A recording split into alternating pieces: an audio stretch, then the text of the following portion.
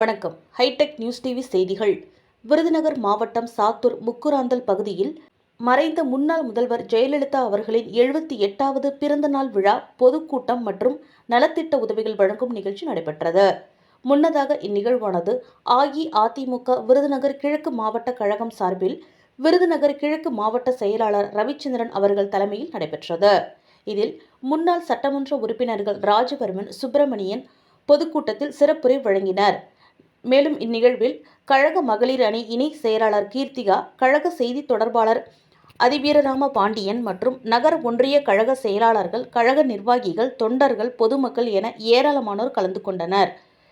இந்த கூட்டத்தில் மாவட்ட செயலாளர் ரவிச்சந்திரன், முன்னாள் சட்டமன்ற உறுப்பினர்கள் சுப்பிரமணி ராஜவர்மன் மற்றும் சிறப்பு பேச்சாளர்கள் என அனைவரும் மீண்டும் எடப்பாடியார் ஆட்சி வர வேண்டும் என்றும் அதற்கு பொதுமக்கள் அனைவரும் இரட்டை இலை சின்னத்தில் வாக்களித்து வெற்றி பெற செய்ய வேண்டும் என்று கேட்டுக்கொண்டார். இறுதியாக பொதுமக்களுக்கு நலத்திட்ட உதவிகள் வழங்கும் நிகழ்ச்சி நடைபெற்றது. இதில் மாவட்ட செயலாளர்கள் ரவிச்சந்திரன் வேஷ்டி சேலைகளை வழங்கினார்.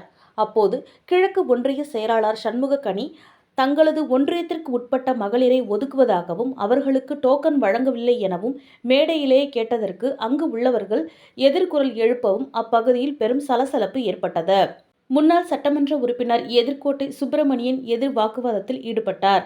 பின்னர் எம்.எஸ்.ஆர். ராஜவர்மன் சமாதானப்படுத்த முயன்றார். இதனால் அப்பகுதியில் சிறிது நேரம் பரபரப்பு காணப்பட்டது. பொதுக்கூட்டத்திற்கு வந்திருந்த பெண்கள் அனைவரும் அமைதியாக அமர்ந்திருந்த நிலையில் கடைசி வரை சேலை கிடைக்காமல் ஏமாற்றத்தில் திரும்பினர்.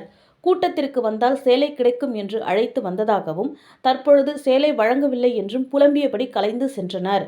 களை கட்டிய பிறந்தநாள் விழா பொதுக்கூட்டத்தில் ஒன்றிய செயலாளர் கலகத்தை ஏற்படுத்தியதால் கட்சி நிர்வாகிகள் அனைவரும் அவசரமாக கலைந்து சென்றனர்.